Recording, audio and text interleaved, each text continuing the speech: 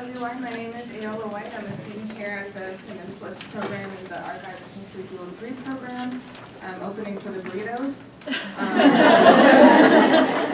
And my presentation is a literature review on early recruitment of underrepresented students into the archival field and the effect of that on archival access.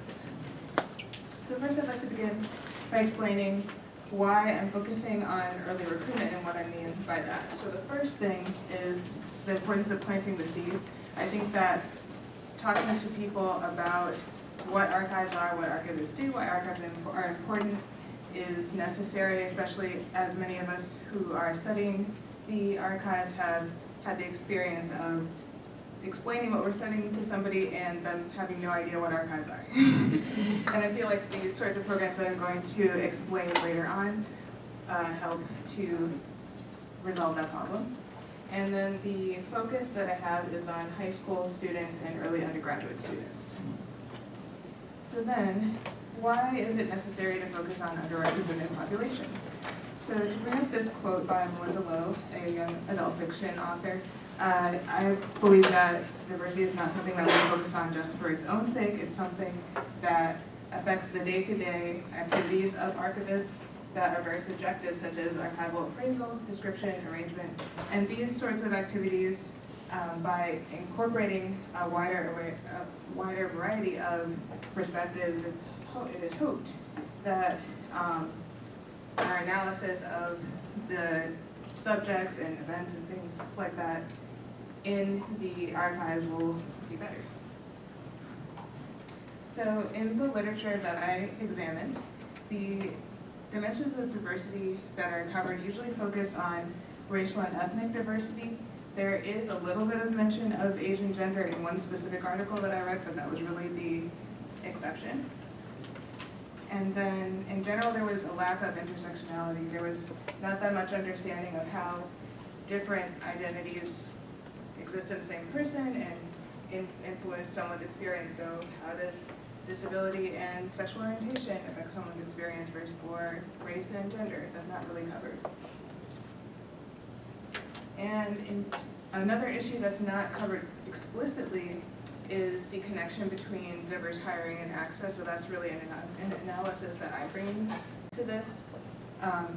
The reason why I am making that connection is because of some suggestions of the literature. For example, in an article about the approachability of academic librarians, in this study it was found that Black students found white librarians to be less approachable than Black or Asian librarians, and this has greater ramifications for the archival profession because archivists have more control over a user's experience in the archives.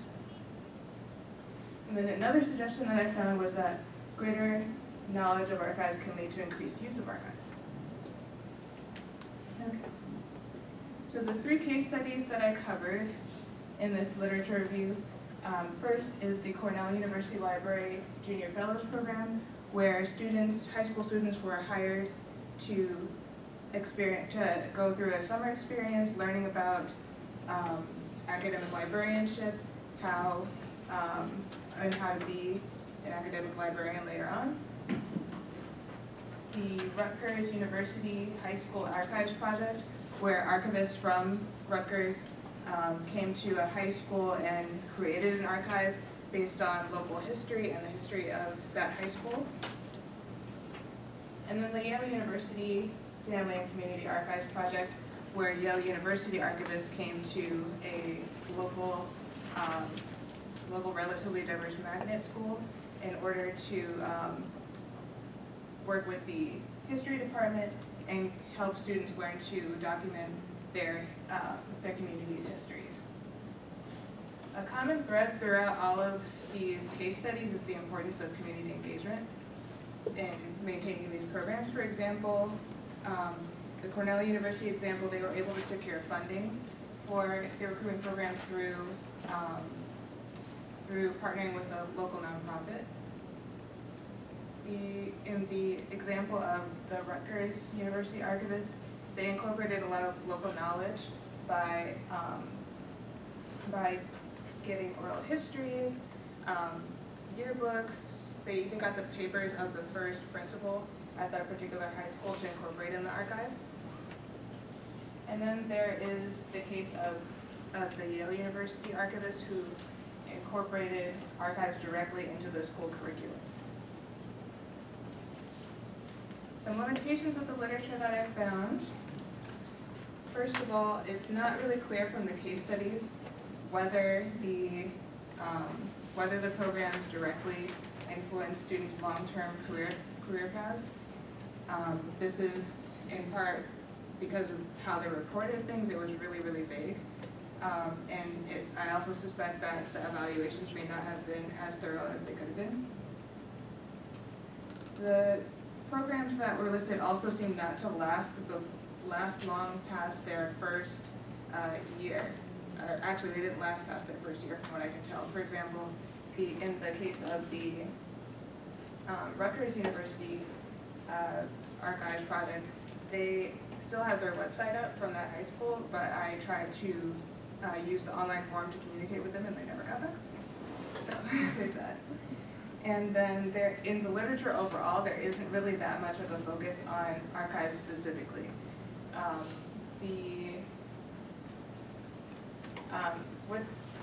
With the case studies that I have, as you'll notice, 2 of the 3 focus on archives specifically, and in general, there wasn't that much focus on high school students or early undergraduate students. So my suggestions for further research would be to make a more explicit connection between archival access and diverse hiring, expand the definition of diversity beyond race and ethnicity, develop strategies so that you can understand whether these programs are actually having an effect, actually making people want to become archivists later on, determine methods for making these programs last as long as they are needed, and having more specific focus on archives. And that is all. Thank you.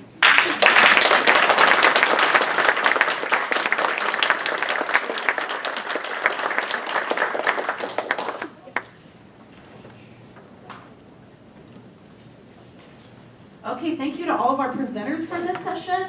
We'd now like to open up the session to questions either from the interwebs, from the live stream, or from folks here in person. Anybody have a question for our lovely panelists? No questions on this presentation? Come on, y'all. We talk about this all the time.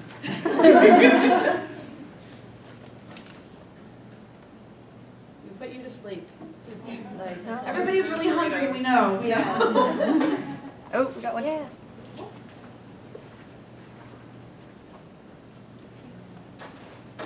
Thanks for your presentations. So it seems like there's a connection between the 2 presentations that in mentoring community archivists, you're giving maybe an underrepresented group access to the field that otherwise, or knowledge of the field they otherwise wouldn't have. I was wondering if either of you or any of you came across in your readings or your research cases where community archivists or people in the community that were sort of exposed to archiving and mentored by archivists then went on to actually enter the profession and become archivists? In our literature review,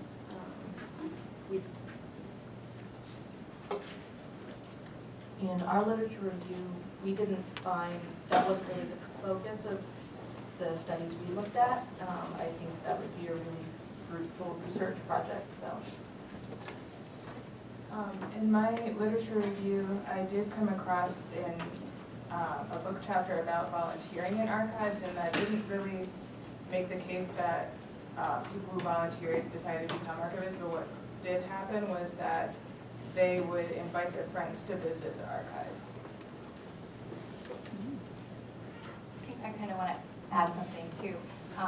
We tried to take the archivist model and kind of just say people are doing archiving and it's not called archiving. You know, they're saving these things about their communities that are missing from traditional communities, and it's saying, you know, whatever you're collecting, maybe it's not in archives and you're not an archivist, But it's important, and your stories are important, and we have skills that can help you get your story out there, that can help people access your story, that can bring your story to the front where it should be and where it needs to be. So maybe they don't go into the archives profession per se, but their stories are acknowledged and maybe brought to the archival world in a way that they wouldn't have been before.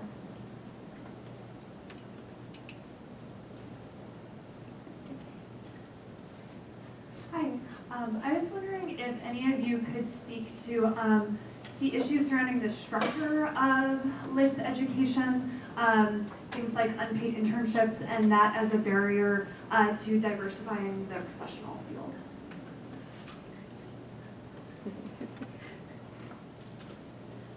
So the question was asking if we could speak to the structure of LIS education and how things like unpaid internships can be a barrier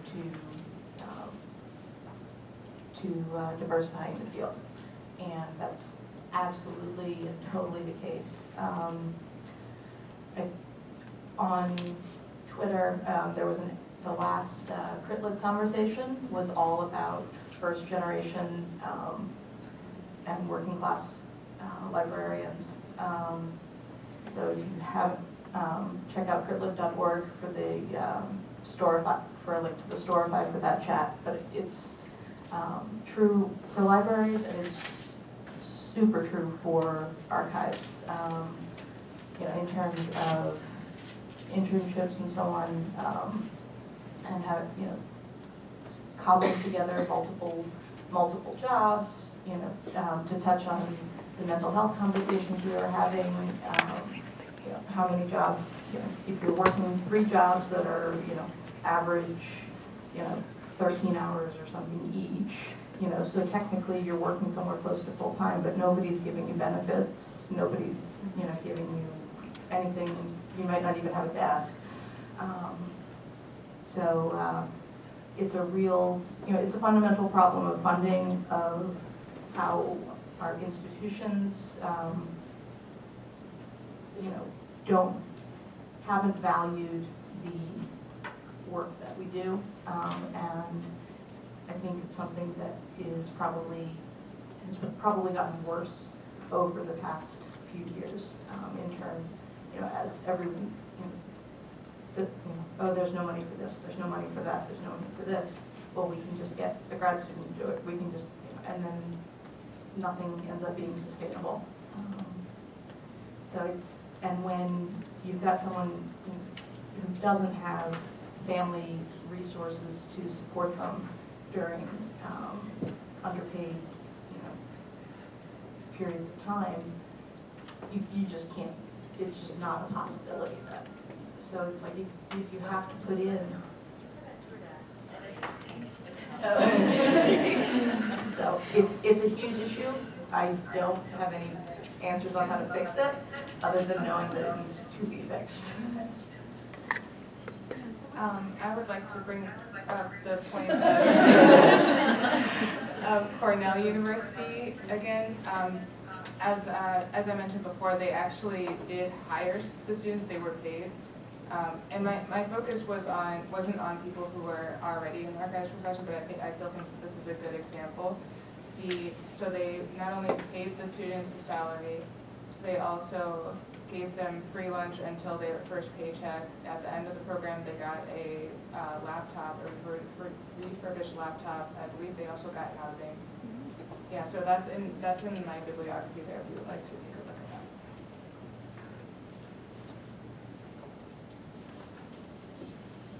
And next up, we have a question from the online, from SLIS West. All right.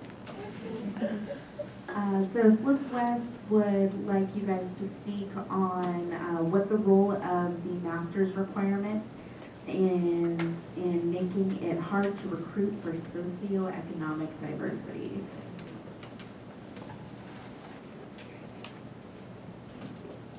It's hard.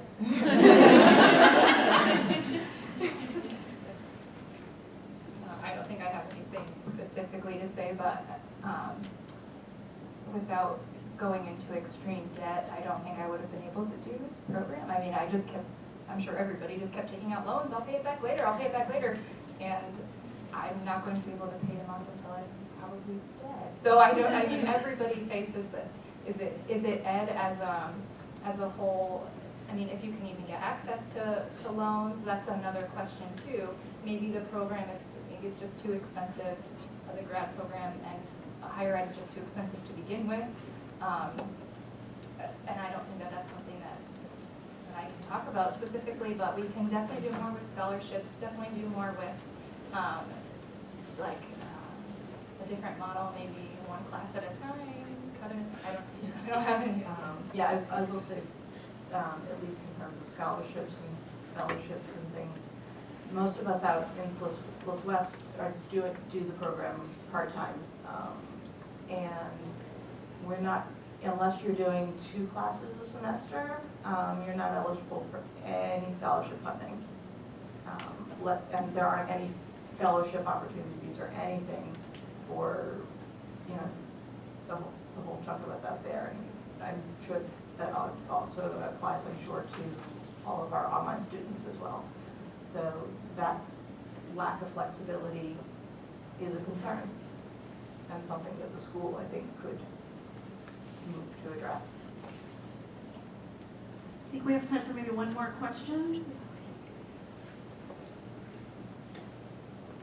Is there anything to get excited about? Have you come across anything in your readings of like new initiatives that seem to be working, or like what are those community archives? What kind of other opportunities are there that could speak to kind of give us some hope?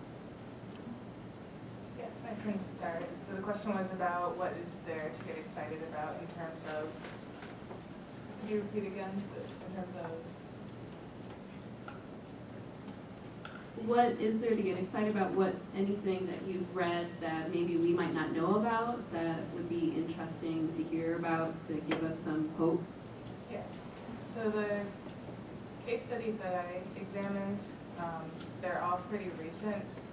So even though they didn't last that long, I still think that they're really good examples for others to build on. And there's also the issue of we may not know about certain programs because they're not being published about. So I don't think it means that they don't exist,